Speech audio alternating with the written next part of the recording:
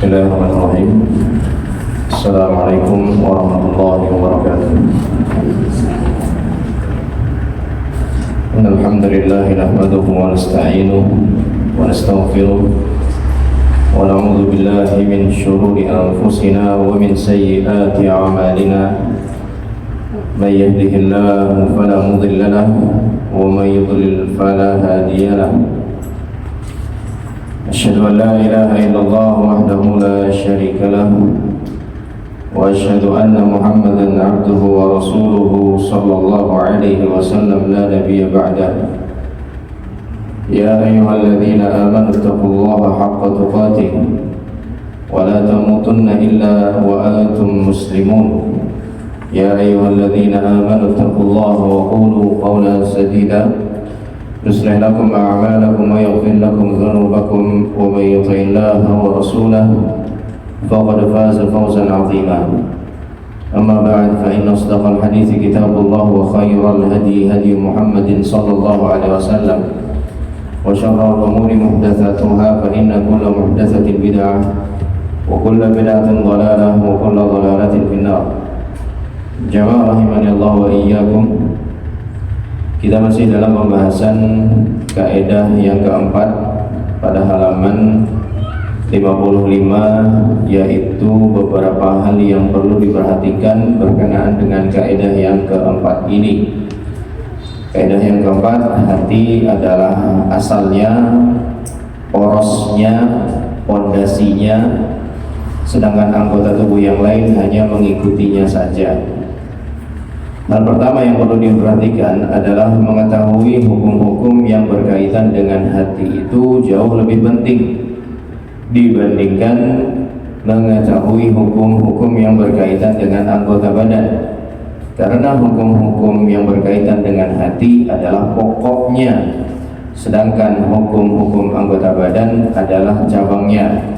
Betapa banyak orang yang melalaikan ini.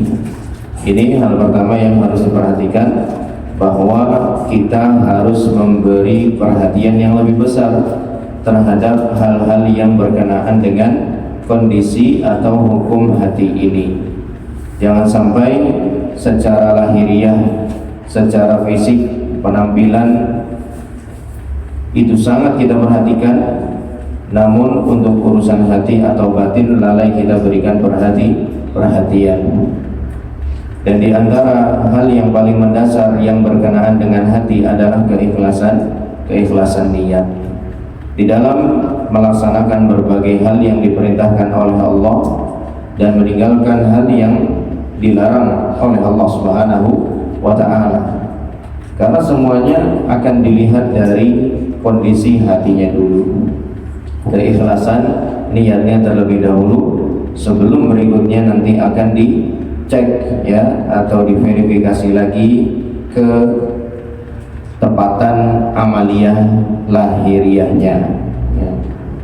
Makanya Nabi SAW mengajarkan banyak doa berkenaan dengan perbaikan hati kepada umatnya ya. Doa-doa itu sudah pernah kita bahas, nanti bisa dimurajaah lagi di halaman-halaman yang telah lalu. Kedua, sesungguhnya pemberian pahala dan hukuman, ujian dan celaan serta konsekuensinya pertama kali diperuntukkan bagi hati. Kemudian baru kepada anggota badan yang lainnya. Berbahagialah mereka yang menjaga keikhlasan hatinya. Ini seperti sebuah hadis yang disebutkan oleh Rasulullah SAW tentang 3 orang yang melakukan ibadah atau amaliyah yang begitu luar biasa besar. Yang pertama, dia berjihad fi sabilillah. Yang kedua, dia mengajarkan atau menyebarkan agama Allah. Yang ketiga, dia mendermakan hartanya di jalan Allah. Maka ketika ketiga orang itu meninggal dunia kemudian menghadap Allah, Allah pun menanyakan ya kepada mereka, memintai pertanggungjawaban kepada mereka tentang kenikmatan yang Allah berikan. Orang yang pertama mengatakan, aku gunakan segala nikmat-nikmat yang kau berikan untuk berjihad di jalan-Mu ya Allah. Allah mengatakan kadzabta, kamu dusta, kamu bohong. Walakinnaka jahadta liyuqal annaka jari, annaka syuja'. Kamu itu berjihad supaya dikatakan sebagai orang yang pemberani, pahlawan, ya, orang yang berjasa dan yang semisalnya. Kamu ingin diingat oleh manusia. Waqad qil, dan apa yang kamu inginkan itu sudah diucapkan oleh orang-orang. Kamu sudah mendapatkan pujian itu, sanjungan itu dari orang-orang. Fa umira bihi faturiha fi nari jahannam. Ya, maka Allah Subhanahu wa taala perintahkan malaikatnya untuk mencampakkan orang ini ke dalam neraka Jahannam. Yang kedua juga sama, mengaku saya dapat nikmat ini dan itu. Kemudian Allah tanya, untuk apa kau gunakan nikmat itu? Yang kedua mengatakan, aku mengajarkan nikmat-nikmat itu atau ilmu agama yang kumiliki itu kepada hamba-hambamu, kepada umat manusia. Ya, di jalanmu ya Allah. Allah mengatakan kamu bohong. Kamu melakukan semua itu supaya kamu disebut sebagai orang alim, disebut sebagai ustaz atau ustazah, supaya orang-orang menyeganimu, supaya orang-orang menghormatimu dengan status ketokohan agamamu itu, dan itu sudah kamu dapatkan. Maka ini juga dicampakkan ke dalam neraka Jahannam sebagaimana yang pertama tadi. Kemudian yang ketiga pun juga sama, banyak berderma, banyak berinfak, banyak bersedekah, berbagi, ya. Tapi lagi-lagi bukan karena Allah Ta'ala, melainkan agar mendapatkan pujian dari manusia, mendapatkan pengakuan dari manusia. Liuqal annaka jawad, kamu dermawan, kamu itu entengan, ya, enggak hitungan kalau nolong orang. Dan hal-hal semacam itu sudah kamu dapatkan. Pujian yang kamu inginkan sudah kamu terima dari manusia. Maka dia pun bernasib sama seperti dua orang sebelumnya, dicampakkan ke dalam neraka Jahannam. Itulah tiga golongan manusia yang pertama kali dicampakkan ke dalam neraka Jahannam. Apa salah mereka? Apakah mereka menzalimi orang lain, merugikan orang lain? Tidak sama sekali. Mereka berbuat amal saleh yang luar biasa besar, tapi sayangnya rusak dan cacat pada niatannya, pada kondisi hatinya. Ketiga, amalan itu pertama-tama ditujukan untuk kebaikan hati, keistiqomahannya dan penghambaannya kepada Rabb dan Rajanya. Adapun anggota amalan, anggota badan mengikuti maksud ini dan di bawah ini. Allah Ta'ala berfirman, lan yanalullaha luhumuha wala dima'uha walaki yanaluhu taqwa minkum. Daging dan darah sembelihan kalian tidak akan sampai kepada Allah, akan tetapi ketakwaan kalianlah yang akan sampai kepada Allah Subhanahu wa Ta'ala. Ayat ini menjelaskan bahwa yang dilihat, ditimbang, ya, oleh Allah Subhanahu wa Ta'ala itu kondisi hati kita. Satu contoh adalah ibadah kurban. Ibadah kurban adalah ibadah yang insya Allah rutin kita lakukan setahun sekali. Namun waspadalah bagi kita yang diberikan kelonggaran untuk berkurban oleh Allah, kecolongan, ketidakikhlasan niat. Lebih-lebih hewan kurban yang kita persembahkan untuk Allah, hewan kurban yang sangat bagus. Kalau bahasa Al-Quran, tasurrun nawirin, orang lihat itu senang. Oh, cakep bener ini kambing, oh cakep bener ini sapi, ya. Itu hati-hati. Karena apa? Jangan sampai kita berkorban supaya menarik perhatian orang, ya, pengen beda sendiri dari yang lain, ya. Kemudian orang pun tertuju pada hewan kurbannya. Ingat, yang sampai kepada Allah itu bukan daging kurban kalian, bukan darah kurban kalian yang kalian sembelih kemudian alirkan, bukan, tapi takwa kalian. Ya, boleh jadi hewan kurban yang murahan, bukan murahan tapi murah, ya, biasa aja, itu lebih afdal di sisi Allah Subhanahu wa Ta'ala dibandingkan hewan kurban yang lebih mahal yang dilakukan oleh orang lain. Mengapa? Karena ternyata seseorang yang berkurban dengan hewan yang murah ini, dia subhanallah mengalokasikan sebagian besar tabungan yang dia miliki, ya. Dia cuma punya tabungan 2 juta, dapatnya kambing 1,8. Berarti kan dia alokasikan 90% itu untuk ke kurbannya.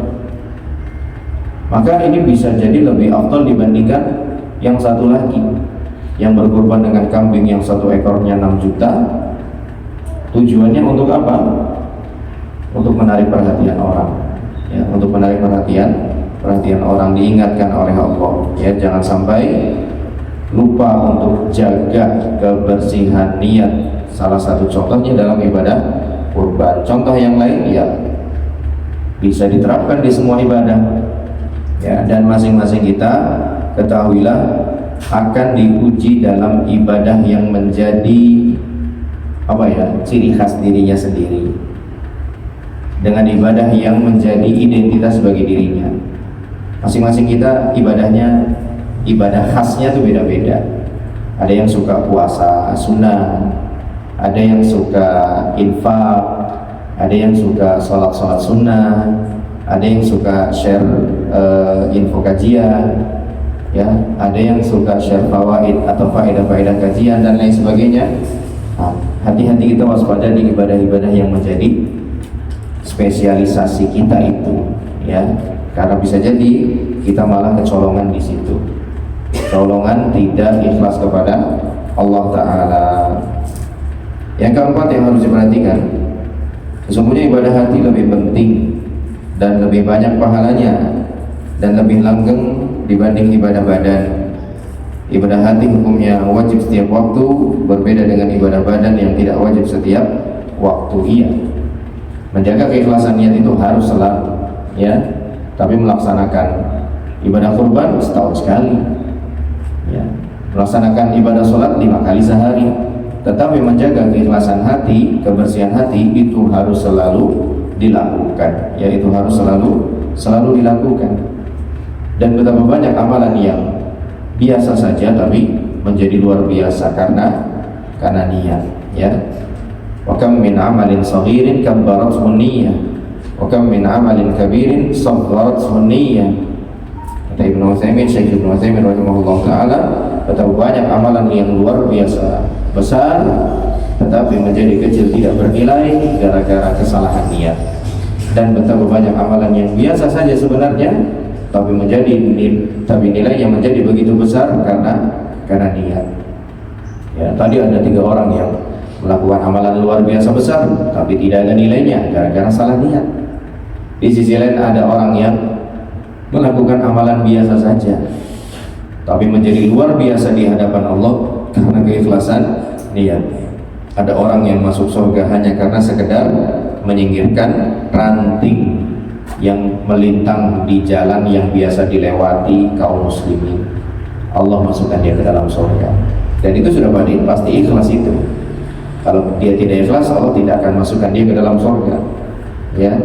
Ada orang yang Allah masukkan surga hanya karena memberikan minum kepada seekor anjing, ada, ya, karena keikhlasan niatnya, karena sifat rahmah yang ada di dalam hatinya, ya.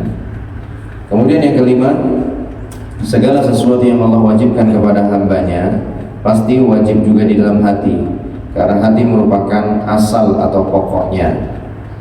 Demikian juga jika Allah mewajibkan kepada yang selain hati, maka itu sekedar menjadi pengikut saja, karena seseorang atau seorang hamba hanya mengetahui perintah dan larangan dengan hatinya, dan niat untuk melakukan ketaatan juga ada di dalam hatinya. Artinya mengetahui apa yang diperintahkan dan berniat untuk melakukan ketaatan itu sudah ada sebelum mengerjakan amalan yang diperintahkan itu sendiri, karena hati merupakan asalnya.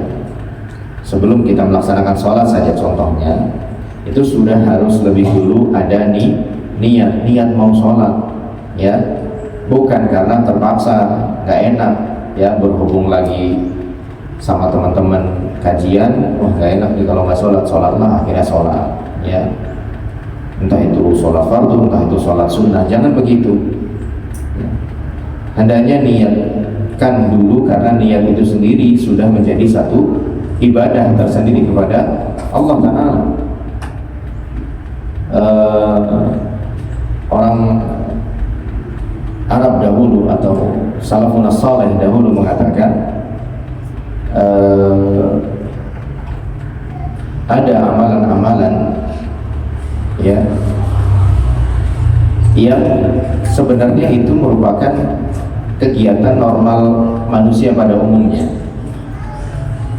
Ada rutinitas yang sebenarnya rutinitas normal yang dilakukan oleh umumnya manusia, tapi bisa bernilai ibadah ya jika dilakukan oleh seseorang yang sadar niat. Contohnya, kata Syekh Ibnu Utsaimin, masalah makan dan minum. Makan dan minum kan rutinitas normal yang dilakukan oleh semua manusia, bahkan makhluk hidup. Tetapi makan dan minum ini bisa bernilai ibadah ketika yang melakukannya sadar niat. Bagaimana itu? Dia makan dan minum karena dia tahu Allah suruh dia untuk makan dan minum. Wa kulu washrabu wa la tusrifu. Makanlah dan minumlah, dan janganlah kamu berlebihan. Maka dia pun minum, ya. Maka dia pun minum karena dia ingin melaksanakan perintah Allah Subhanahu wa Ta'ala, ya. Tapi sebaliknya, ada satu hal yang sesungguhnya ibadah malah menjadi tidak bernilai ibadah. Gara-gara apa? Dilakukan oleh seseorang yang lupa niat, ya. Dilakukan oleh seorang yang lupa niat. Misalnya potong kuku, ya. Potong kuku itu kan termasuk ibadah sesungguhnya, termasuk sunnah-sunnah fitrah yang 6. Tapi ada orang potong kuku, ya murni karena keindahan aja dan kebersihan saja, ya. Dia suka itu, ya. Dia nggak mau ada kuman di kukunya yang bersarang di kukunya, maka dia potong kukunya. Maka sesuatu yang sebenarnya bernilai ibadah jadi nggak ada nilai ibadahnya, alias nggak ada nilai pahalanya. Karena apa? Dia lupa niat. Terus bagaimana harusnya? Saya potong kuku karena saya tahu ini merupakan bagian daripada sunnah fitrah yang diajarkan oleh Rasulullah Sallallahu Alaihi Wasallam, ya. Dan bahkan ada yang lebih besar daripada sekedar potong kuku, ya. Masalah haji, ya. Ada orang pengen haji supaya mendapat sebutan sebagai Pak Haji atau Bu Haji misalnya, atau Bu Hajah begitu, ya. Nah yang seperti itu pahalanya hilang, ya, gara-gara niat. Contohnya seperti amalan-amalan lisan yang diperintahkan, maka hati adalah bagian terpenting dari amalan lisan itu sendiri. Karena hati harus tahu apa yang hendak dia ucapkan dan apa yang hendak dia niatkan. Oleh karena itu perkataan di dalam syariat hanya akan dianggap jika perkataan itu dikatakan oleh orang yang berakal, yang mengetahui apa yang dia ucapkan dan niatkan betul, ya. Ucapan-ucapan yang tidak berangkat dari hati itu tidak dinilai, alias tidak memiliki konsekuensi hukum apa-apa, kecuali apa Ibu? Akad nikah, ya. Akad nikah, dan satu lagi sebaliknya apa? Tolak, ya. Akad nikah dan tolak itu dikategorikan oleh Nabi Shallallahu Alaihi Wasallam termasuk amalan yang seriusnya dianggap serius, candanya juga dianggap serius, ya. Ada orang dua bapak-bapak begitu sama-sama punya anak laki-laki dan perempuan, ya, lagi kumpul sama teman-teman yang lain. Kemudian yang bapak yang pertama mengatakan, aku nikahkan putriku Fulanah binti Fulan dengan anakmu, ya, atau dengan dirimu misalnya gitu. Terus sama bapak temannya itu dijawab, ya saya terima nikahnya begitu. Sementara di tempat itu banyak teman-teman yang jadi saksi, padahal bercanda itu, ya. Sah atau tidak? Sah, ya. Termasuk candaan seorang suami kepada istrinya, ya. Ketika mentalak istrinya walaupun bercanda, maka tetap sah. Oleh karenanya Nggak boleh seorang suami nggak tahu hal ini. Jangan sampai hal semacam ini dijadikan sebagai bahan candaan, ya. Jangan sampai dijadikan sebagai bahan candaan, kecuali hal ini.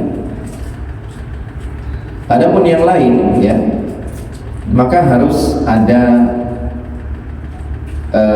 motivasi lebih dulu dari hati. Contohnya mengucapkan kalimat kufur.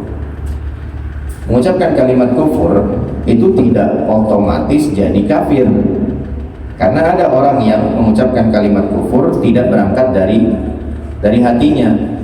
Contohnya sahabat Nabi siapa yang pernah mengucapkan kalimat kufur tapi tidak jadi orang kafir?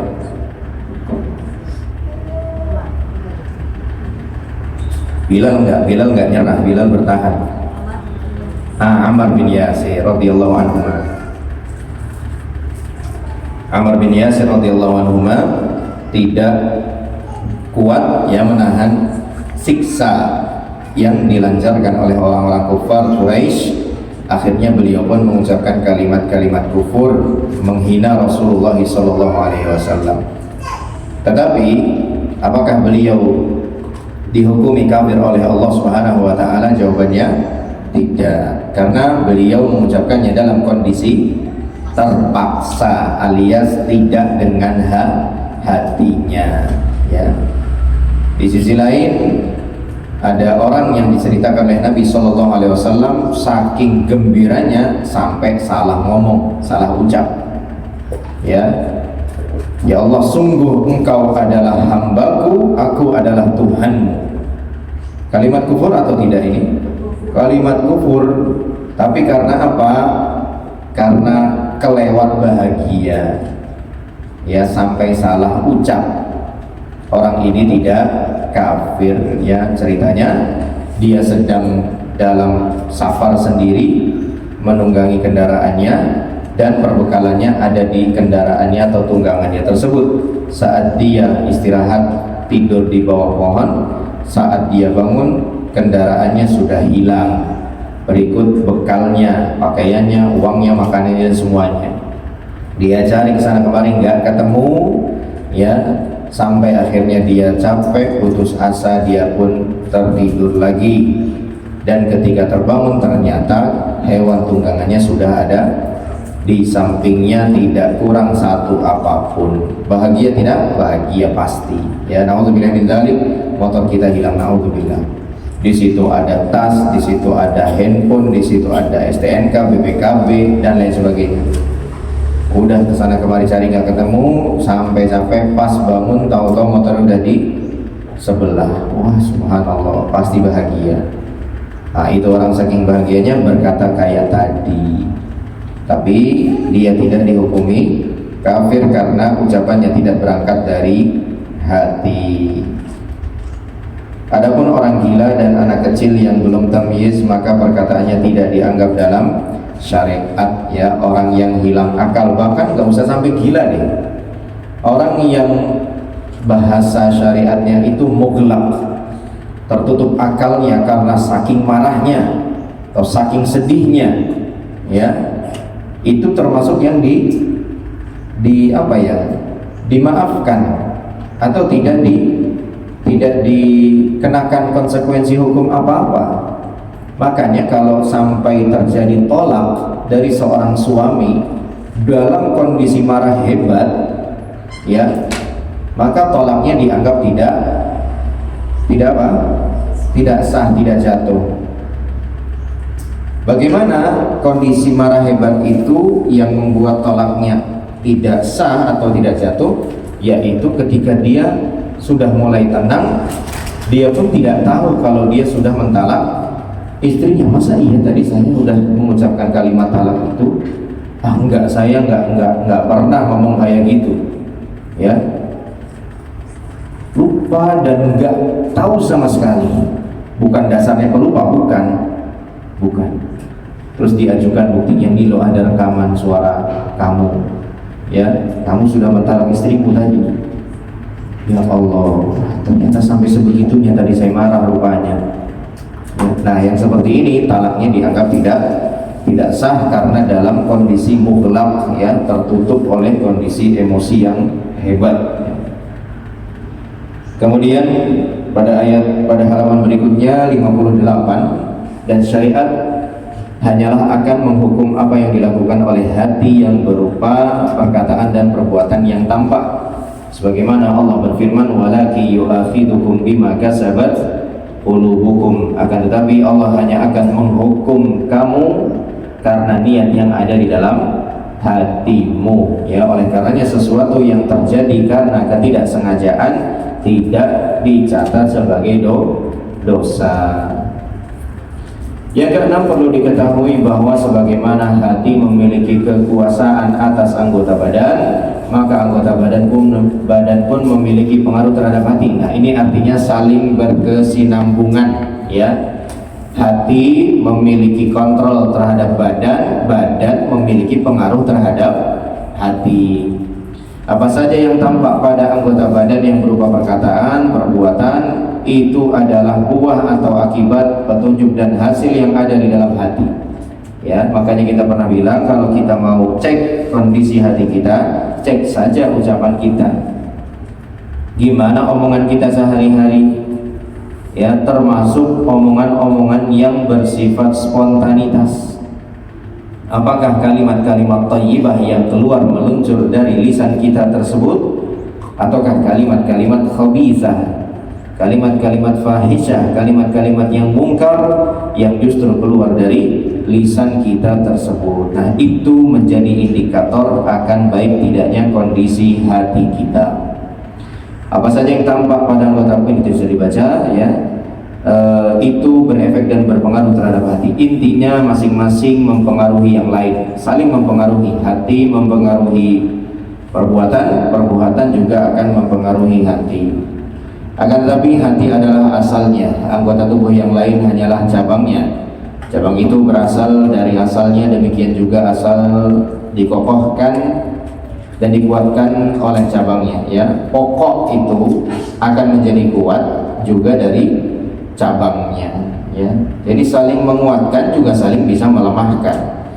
Sebagaimana sebuah pohon yang Allah jadikan sebagai perumpamaan bagi kalimat iman. Allah Ta'ala berfirman, alam tara kaifa daraballahu mathalan kalimatan thayyibah kasyajaratin thayyibatin asluha thabit wa far'uha fis sama. Tidakkah kamu memperhatikan bagaimana Allah telah membuat perumpamaan kalimat yang baik, yaitu kalimat tauhid la ilaha illallah, seperti pohon yang baik, akarnya kuat menancap di tanah dan cabangnya menjulang ke langit, ya. Perumpamaan kalimat la ilaha illallah itu seperti pohon yang kokoh, akarnya menancap ke dasar tanah, ya, sementara cabangnya menjulang ke langit. Kalimat yang baik yang dimaksud di dalam ayat ini adalah kalimat tauhid la ilaha illallah. Kalau akarnya bagus, ya, bibitnya bagus, maka nanti pohonnya juga ikut bagus. Tapi kalau bibitnya jelek, ya, maka pohonnya juga ikut jelek, ikut rusak. Dan baik tidaknya bibit itu atau akar itu juga terpengaruh oleh baik tidaknya kualitas tanah. Kualitas tanah dalam hal ini berarti lingkungan, ya. Gimana lingkungan kita, begitulah kondisi hati kita. Jadi waspada sama lingkungan yang gak sehat, ya. Gak sehat di sini dalam artian terdominasi oleh kemungkaran, ya, suuzon, ya, fitnah, ghibah, itu semua ibarat tanahnya, medianya yang akan menjadi tempat, ya, bertumbuhnya hati kita ke arah yang mana, ke arah yang baikkah atau ke arah yang burukkah. Bibit yang baik, hati yang baik akan sulit untuk bertumbuh ketika lingkungannya juga tidak baik, ya. Makanya Rasulullah SAW mengingatkan, al-mar'u ala dini khalilihi falyanzur ahadukum ila man yukhalil. Kualitas agama seseorang itu tergantung bagaimana dengan kualitas agama teman dekatnya. Maka hendaknya masing-masing kalian melihat lagi kepada siapa dia berteman dekat, ya. Sama orang yang suka merendahkan sunnah Nabi Sallallahu Alaihi Wasallam, ya lama-lama ke bawah pasti. Sama orang yang suka mendengarkan ceramah dari orang-orang yang menyebarkan kebinahan-kebinahan, lama-lama ke bawah pasti, ya. Jadi jika hati ini diibaratkan seperti akar, maka tanah atau medianya itu kita ibaratkan seperti lingkungan kita. Kalau bahasanya anak sekarang apa? Bukan lingkungan, ya apa sih? Circle, ya, circle-nya seperti apa? Itulah yang memberikan efek atau pengaruh besar pada kondisi baik tidaknya hati kita. Kalimat yang dimaksud di dalam ayat ini adalah kalimat tauhid la ilaha illallah. Semakin kuat akar sebuah pohon, maka akan semakin kuat pula cabang-cabangnya. Dan jika cabang-cabang pohon terpelihara dengan tersirami air hujan pupuk, maka itu pun akan mempengaruhi akarnya, ya. Yang tahu tanaman mesti paham kayak gini, ya. Ada aja nanti bagian-bagian yang dipotong, dibuang, digunting, ya, supaya menjaga kualitas tanaman tersebut. Yang digunting itu berarti ibaratnya amalan-amalan yang tidak boleh kita lakukan, yang dipotong, ya. Bukan cuma benalu yang disingkirkan, tapi bagian daripada amalan itu sendiri atau ranting itu sendiri ada yang harus dibuang, ya. Harus ada yang dibuang. Yang dibuang dalam amalan kita adalah amalan-amalan kemaksiatan. Iman yang bercokol di dalam hati adalah sumber segala kebaikan, yang merupakan hal terbaik yang dimiliki seorang hamba di dunia dan di akhirat. Karena dengannya ia akan mendapatkan kebahagiaan di dunia dan di akhirat, serta terhindar dari kesengsaraan dunia dan akhirat. Dan ketika iman itu sudah tertancap kuat di dalam hati, maka anggota badan akan terdorong untuk melakukan berbagai amal soleh, dan lisannya berkata yang baik. Kalau hati kita udah baik, maka badan ini pasti enak juga untuk diajak berbuat baik, ya. Tapi kalau udah mulai malas-malas, berat-berat, waspada. Nauzubillah min dzalik, seperti orang-orang munafik, ya. Orang-orang munafik itu apa sih yang membuat mereka berat untuk beribadah? Karena hatinya nggak suka sama ibadah. Kan dalam amalan duniawi juga berlaku, ya. Kalau kita udah suka sama satu kegiatan, pasti kegiatan yang dianggap berat oleh orang bagi kita biasa saja, ya. Kamu nih ekstrim juga ya, pola hidupnya dalam menjaga kesehatan, ya, makannya serba rebusan, ya, nggak mau gula, nggak mau goreng-goreng, nggak mau tepung, ya, pakai dihitung lagi kalorinya berapa, protein dan lain sebagainya. Repot bener itu, ya. Tapi bagi yang melakukannya karena dia suka, dia merasa repot nggak? Enggak, enak aja, santai biasa aja, ya. Apalagi dia sudah mulai merasakan manfaatnya. Enakan badan sekarang, ya, lebih fit, lebih bugar, nggak gampang capek, nggak gampang ngantuk, ya. Terus juga istirahat lebih berkualitas, nggak merasa repot saya. Karena apa? Karena hatinya sudah suka, sudah enjoy, ya. Nah, begitu juga berlaku dalam amalan ibadah. Kalau hati kita suka terhadap ibadah dan itu adalah kondisi yang baik, maka badan kita pun akan mudah dibawa untuk beribadah. Bagi sebagian orang kan sholat subuh itu sangat berat, ya. Tapi bagi orang yang suka, ya, dia ingin menunjukkan kepada Allah, saya bisa ya Allah, saya nggak mau ada ciri orang munafik dalam diri saya ya Allah, maka dia akan mudah untuk bangun sholat subuh, ya. Walaupun hari masih gelap, walaupun hawa masih dingin, itu nggak menjadi penghalang bagi dia, ya, untuk bangun berangkat sholat subuh. Karena apa? Hatinya tertuju kepada Allah Ta'ala. Bila seorang hamba telah merasakan manis lezatnya keimanan, maka pasti buah manisnya akan terlihat pada lisan dan anggota badannya, sehingga lisannya menikmati manisnya berzikir, mengingat Allah dan hal-hal yang mendekatkan kepada Allah. Anggota badannya pun akan bersegera dalam melakukan ketaatan kepada Allah. Maka ketika itu kecintaannya kepada keimanan agar masuk ke dalam hatinya, sebagaimana kecintaan orang yang kehausan kepada air yang sejuk dan dingin di siang hari yang terik, dan menjadilah baginya meninggalkan keimanan sebagai sesuatu yang paling dia benci oleh hatinya, melebihi kebencian yang dilemparkan ke dalam api dan lebih baik baginya, ya. Jadi kalau hatinya baik itu melakukan kebaikan merasa nyaman, ketinggalan kebaikan merasa tidak nyaman. Ya Allah, kebablasan, jam 5:30 baru bangun, ya. Ya Allah, kebablasan jam 5 atau jam 6 baru bangun, salat tidak, ya.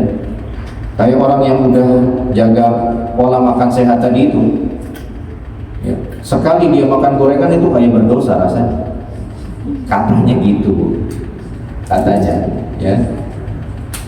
Nggak makan gorengan udah kayak dosa aja rasanya, ya.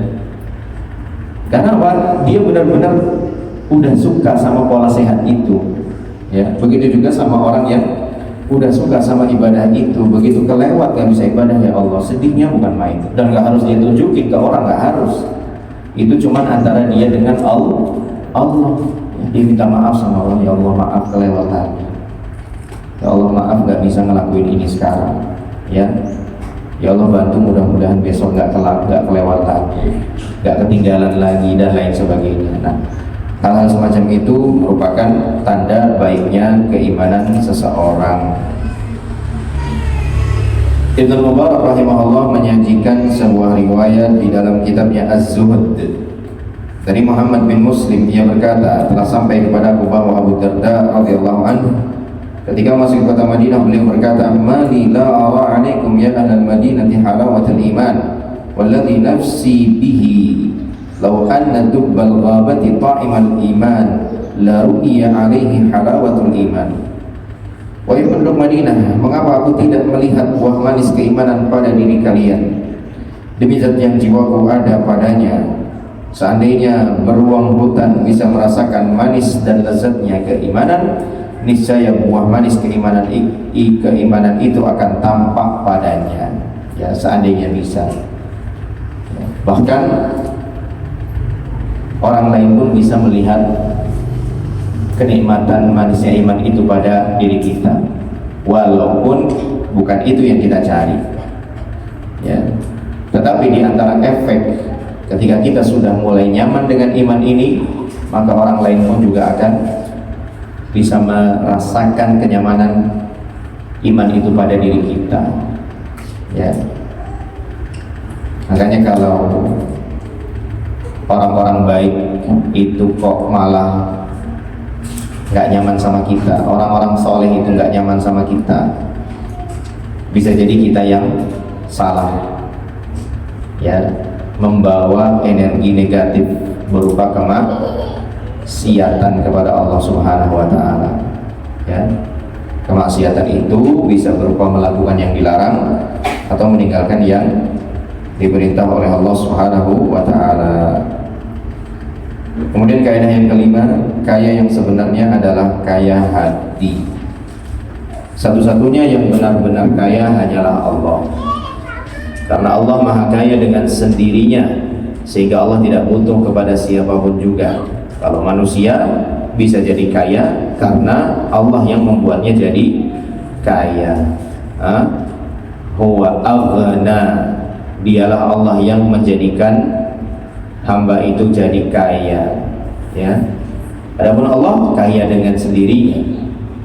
Segala sesuatu selain Allah disifati dengan kefakiran, kemiskinan, ya, kefakiran.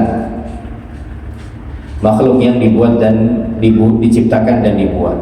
Miskin di sini maksudnya fakir, ya. Fakir itu artinya butuh, kepada yang lain, butuh kepada Allah, butuh kepada keluarga, dan seterusnya. Kekayaan manusia bersifat relatif dan sementara. Itu pun manusia hanya menjadi cukup, menjadi kaya jika dibantu oleh yang lain. Dan bisa jadi ia cukup dari satu sisi tapi kurang atau miskin dari sisi yang lain, bisa jadi, ya. Ada saja kelebihan dan kekurangan yang ada pada seseorang, ya, pasti ada saja. Tidak benar-benar kaya dengan kekayaan yang mutlak, dengan kekayaan yang absolut, yang sempurna, tidak. Pasti ada saja sisi kurangnya. Oleh karena itu, satu-satunya yang layak dikatakan dikatakan kaya secara mutlak hanyalah Allah, zat yang kekayaan itu melekat pada dirinya. Itu Allah yang maha kaya dengan sendirinya sehingga tidak butuh kepada yang lain. Allah Subhanahu wa taala mengatakan, ya bani Adam, innakum lan tablughu naf'i fatanfa'uni wa lan tablughu dhurri fatadurruni. Wahai Ibnu Adam, kalian sampai kapanpun tidak akan pernah memberikan manfaat apa-apa buatku, dan sampai kapanpun kalian tidak akan pernah bisa memberikan madarat bagi diriku. Ya bani Adam, law anna awwalakum wa akhirakum wa insakum wa jinnakum kanu ala atqa qalbi rajulin ma zadu fi mulki syai'an. Wahai Ibnu Adam, seandainya kalian semua dalam kondisi setakwa-takwanya manusia, itu semua tidak akan menambah kekayaanku walau hanya sedikit. Dan seandainya kalian semua sebaliknya dalam kondisi sedurhaka-durhakanya manusia, itu pun tidak akan mengurangi kekayaanku walau hanya sedikit saja, ya. Jadi apa yang kita lakukan sama sekali tidak berpengaruh terhadap Allah Subhanahu wa taala. Sama sekali tidak berpengaruh. Makanya Allah mengatakan, ya ibadi kullukum dhallun fastahduni ahdikum. Ya, wahai hambaku, kalian semua itu tersesat, ya. Berarti kita butuh petunjuk. Maka mintalah petunjuk itu kepadaku, aku akan berikan kalian petunjuk tersebut. Kemudian beliau berkata, sungguh indah apa yang dikatakan oleh Syekhul Islam Ibnu Taimiyah rahimahullahu taala, al-faqru li wasfu dzatin lazimun abada, kamal ghina abada wasfun lahu dzati. Kemiskinan bagiku selalu merupakan gambaran diriku sendiri, sebagaimana halnya kekayaan selalu merupakan gambaran dari Tuhan. Ya, ini merupakan ucapan Syekhul Islam Ibnu Taimiyah rahimahullahu taala. Manusia itu dikatakan berkecukupan manakala ia benar-benar bisa memenuhi kebutuhannya dan menolak bahaya darinya. Dan di dalam hati manusia terhadap kebutuhan, hajat dan keperluan yang sangat besar sehingga tidak bisa dipenuhi kecuali jika dia benar-benar memenangkan ilmu tentang mengenal Allah yang maha kaya dan beribadah hanya kepadanya. Dua hal ini, yaitu ilmu tentang Allah yang maha kaya dan beribadah kepadanya, jika didapatkan oleh seorang hamba maka dia akan mendapatkan segalanya.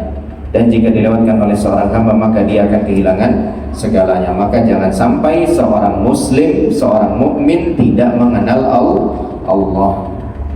Maka Ibnu Qayyim rahimahullah ta'ala juga menjelaskan, seandainya kita benar-benar memahami bagaimana Allah mengatur takdirnya terhadap kita, pasti melelehlah hati kita karena jatuh cinta kepada Allah Subhanahu wa ta'ala, ya. Luar biasa Allah Subhanahu wa taala mengatur jalan hidup kita, walaupun ya enggak selalu manis hidup kita ini. Ada saja satu ketika kita harus merasakan kepahitan hidup. Tapi kalau kita mau tenang, berpikir dengan baik, berhusnudzon kepada Allah Subhanahu wa taala, pasti kita akan dapati bahwasannya takdir dari Allah Subhanahu wa taala itu sesungguhnya sangatlah indah, ya, sangatlah baik kepada kita. Kemudian maka jika seorang hamba yakin dengan hal ini, dia akan sadar bahwa kebutuhannya kepada Allah itulah kecukupan yang sesungguhnya. Jadi ini bisa digarisbawahi, Bu, merasa butuh kepada Allah, itulah kecukupan yang sesungguhnya. Kapan kita memiliki kecukupan yang sesungguhnya? Ketika kita merasa butuhnya hanya kepada Allah. Kalau masih merasa butuh kepada manusia, bersandar kepada manusia, berarti kita masih belum merasa cukup, belum kaya. Ya, makanya dalam sebuah doa Rasulullah SAW mengajarkan kita untuk memohon kecukupan kepada Allah. Allahumma ghnini bihalalika an haramik, ya, wakfini bifadlika amman siwak. Allahumma kfini bihalalika an haramik wa aghnini bifadlika amman siwak. Ya Allah, ya, jadikan aku merasa cukup dengan rezeki halal yang kau berikan dari hal-hal yang kau haramkan, dan jadikanlah aku merasa cukup hanya dengan karunia darimu, ya, merasa cukup dengan karunia darimu, tidak membutuhkan yang lain, ya, tidak membutuhkan yang lain. Maka kalau kita sudah mulai bergantung kepada selain Allah, pasti yang ada hanya was saja. Apalagi tanggal segini nih, tanggal berapa nih? 23, ya, yang ngandelin gaji bulanan.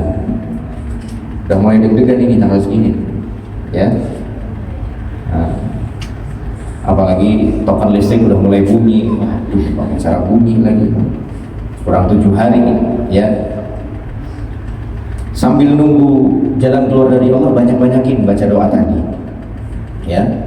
Allahumma kfini bihalalika an haramik wa aghnini bifadlika amman siwak. Ya, yang belum hafal dia balik, ya. Ini termasuk juga doa agar diberikan kemudahan oleh Allah untuk melunasi hutang, ya, untuk melunasi hutang. Jadi jangan sampai nggak hafal. Kalaupun ternyata uang yang kita harapkan, ya, untuk memenuhi kebutuhan belum juga nongol, pasti ada aja ganti dari Allah dengan bentuk yang lain, ya. Minimal, dalam tanda kutip, padahal ini bukan minimal ketidakkhawatiran itu akan Allah Subhanahu wa Ta'ala berikan, ya. Tenang, insya Allah akan ada jalan keluarnya sambil kita berusaha, ya, sambil kita berusaha. Jadi di garis bawah ini, merasa cukup yang sesungguhnya adalah ketika kita hanya merasa butuh kepada Allah. Maka kesempurnaan bersandar hanya kepada Allah semata merupakan bentuk kesempurnaan penghambaan kepadanya. Dan hakikat penghambaan adalah benar-benar selalu bersandar kepada Allah dalam segala hal, walaupun dalam hal-hal yang kita mampu lakukan. Jangan pernah takabur kepada Allah. Ah, gini aja mau bisa, saya nggak harus bismillah. Ya Allah, nggak boleh gitu, ya. Dalam melakukan kegiatan apapun, sesederhana apapun, jangan lupa minta tolong kepada Allah, minimal bismillah, minimal bismillah. Ini nanti mau pulang nih, ya, mau starter motor, walaupun motornya baru, motor baru itu insya Allah nggak rusak, insya Allah nggak rusak. Tapi nggak ada salahnya ketika kita nyalakan kontak motor itu mengucapkan bismillah, supaya motor itu baik-baik saja. Di perjalanan kita juga dijaga sama Allah Subhanahu wa Ta'ala, ya. Keluar rumah tadi kan nggak boleh lupa baca bismillahirrahmanirrahim, ala Allah, ya. Karena dia adalah Rabb yang dia adalah Rabb dan sesembahannya, dan hanya bersandar kepada Allah merupakan sumber kekayaan. Orang yang paling butuh kepada Allah adalah orang yang paling bersandar kepadanya.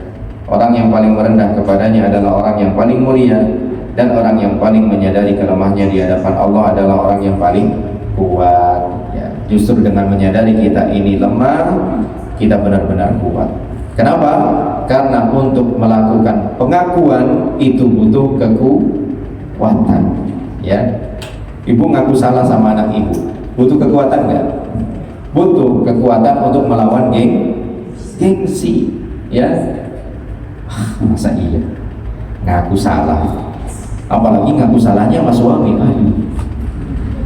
Berat itu ya, berat itu, tapi harus dilakukan. Kalau memang salah ya salah ya, sebagaimana yang dimotivasikan atau dikabarkan oleh Nabi SAW sebagai motivasi bahwa di antara wanita surga cirinya adalah, kata Nabi SAW, in zalamat au zulimat, ya, ketika dia menyakiti atau disakiti oleh suaminya, ya, dia akan mendatangi suami yang memegang tangannya dan berkata, la azuku qamdan hatta tarqa, ya, minta maaf, ya.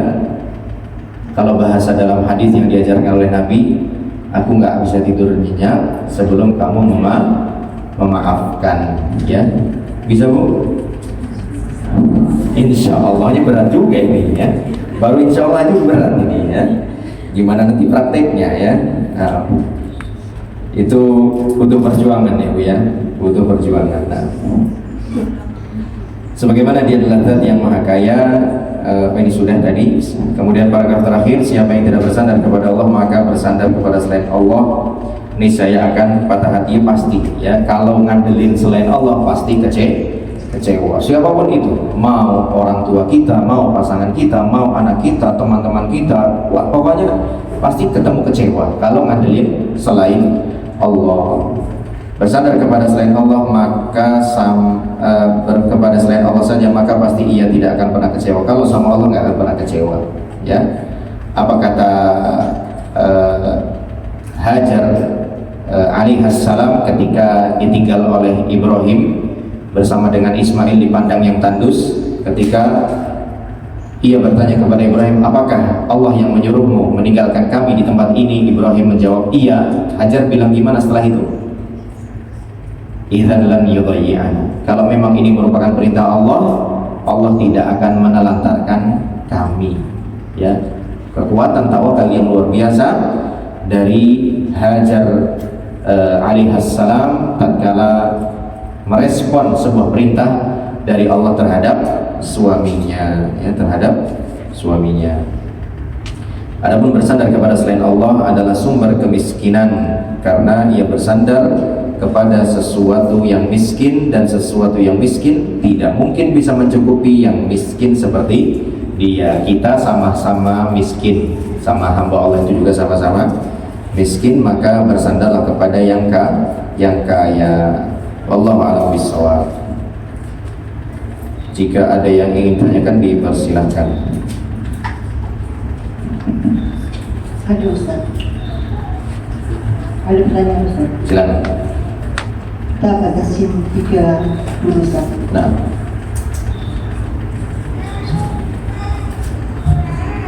Yang pertama, bagaimana kita tahu amalan kita itu sudah diniatkan dengan hati yang ikhlas? Bagaimana kita tahu?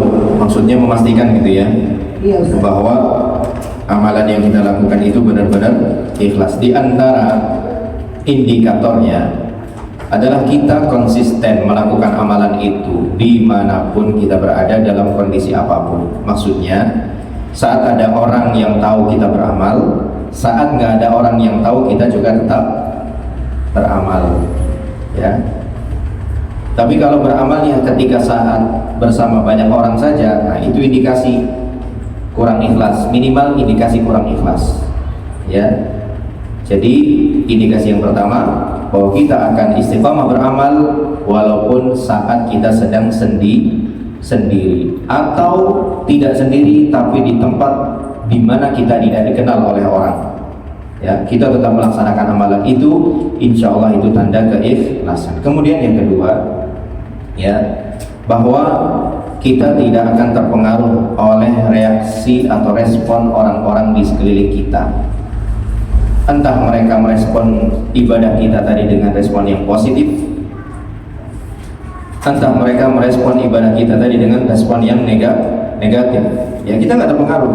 Contohnya kurban tadi, kambingnya biasa aja, ya, bahkan dilihat itu nggak enak gitu, ya.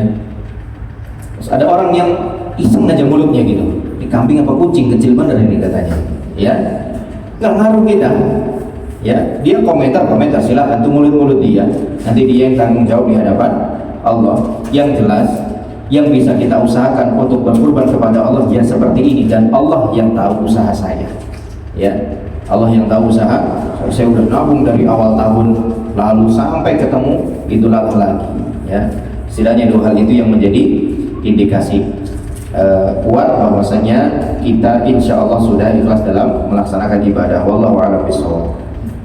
Yang kedua, Ustaz, jika kita sholat pada Allah kita lupa karena baru bangun tidur, harusnya sholat asar, namun dalam hati niatnya sholat zuhur, apakah harus diulang dengan niat asar atau seperti apa? Iya betul, ya kalau lupa niat seperti itu maka iya, karena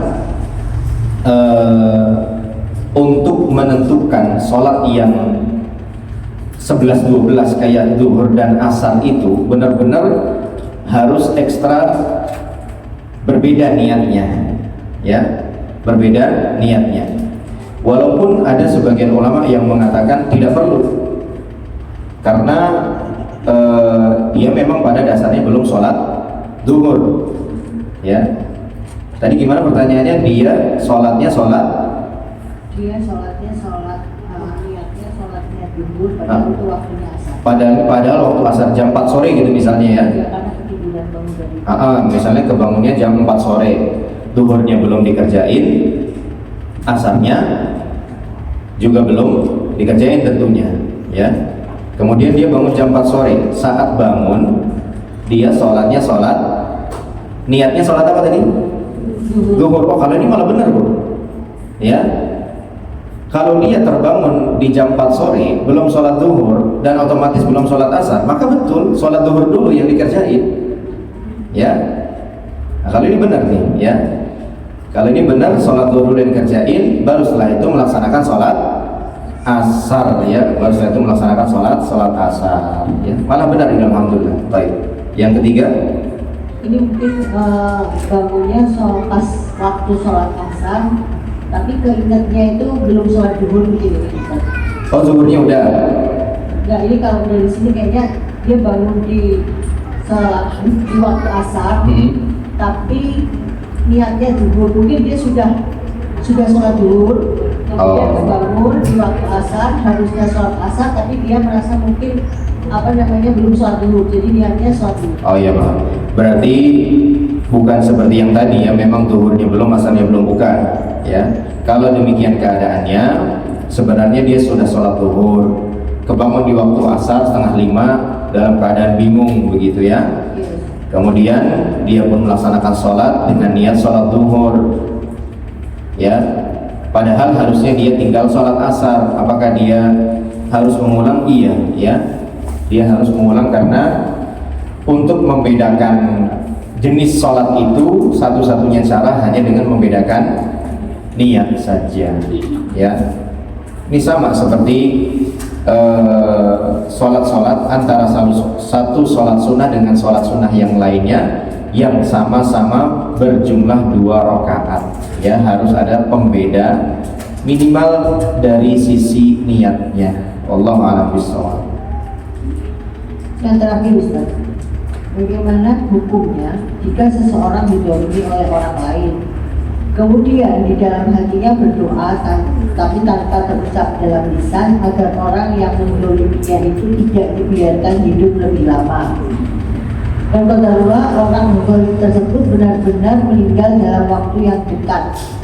Orang yang mendolimi menjadi takut dan dosa dan hatinya tidak tenang. Mohon penjelasan, Ustaz. Iya, kalau memang demikian kondisinya, banyak-banyak beristighfar kepada Allah dan mohonkan ampun kepada Allah buat orang tadi. Walaupun orang tadi meninggal bisa jadi karena memang sudah waktunya, bisa jadi karena doa yang bertanya ini, ya.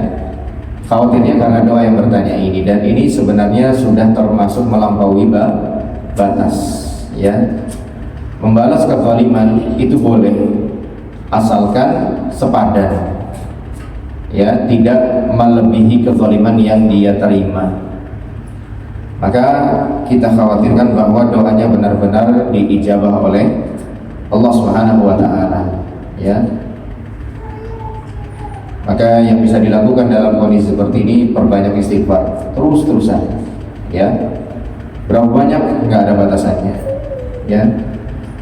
Dan terus mintakan ampun juga kepada Allah buat orang yang tadi sudah kita doakan dengan doa kejelekan itu. Ya, ini sekaligus menjadi pengingat bagi kita untuk berhati-hati dari sikap mendzalimi orang lain.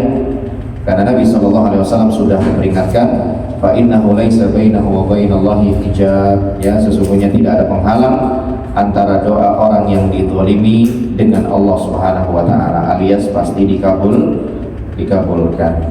Wallahu a'lam bishawab. Cukup kiranya sampai di sini. Insyaallah kita teruskan pada pertemuan berikutnya. Hadanallahu wa iyyakum ajma'in. Subhanakallahumma wa bihamdika asyhadu an la ilaha illa anta astaghfiruka wa atubu ilaik. Billahi taufiq wal hidayah. Wassalamualaikum warahmatullahi wabarakatuh.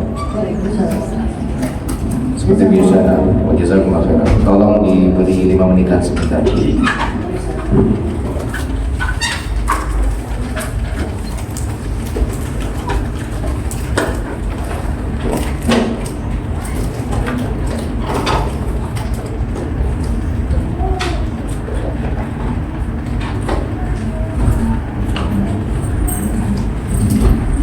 Baik, alhamdulillah untuk pagi ini kita sudah selesai, meskipun tadi sempat terlambat. Sebentar lagi silakan bagi yang untuk meninggalkan tempat. Insya Allah mungkin Ustaz sudah berjalan. Jazakumullahu khairan. Wassalamualaikum warahmatullahi wabarakatuh.